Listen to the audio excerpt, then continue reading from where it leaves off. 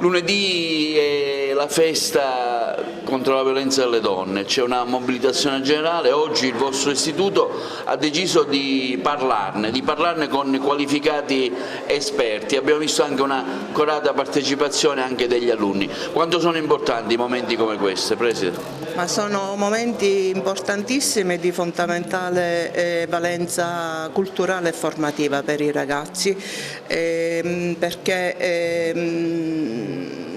la tematica in questione, la violenza contro le donne, è una tematica, è un fenomeno che ultimamente è molto alla ribalta nelle cronache nere quotidiane, e quindi penso che momenti come questi possano far capire essere dei momenti importanti di prevenzione proprio per diffondere la cultura della non violenza, soprattutto della violenza contro le donne. Anche perché spesso nelle scuole si è vittima di violenza tra ragazzi, bullismo, anche nelle scuole bisogna iniziare a parlare, a dire anche le cose come stanno. Esatto, e soprattutto nella scuola, perché è proprio dalla scuola che deve partire questo messaggio educativo, culturale di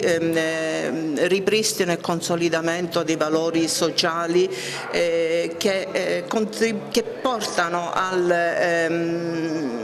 ad una pacifica convivenza e quindi ad un'ulteriore consapevolezza delle competenze di cittadinanza attiva che portano proprio alla pacifica convivenza dei giovani e di tutti in generale. Iniziamo già da oggi a parlare di violenza sulle donne, ma in realtà Telefono Aiuto ne parla tutto l'anno.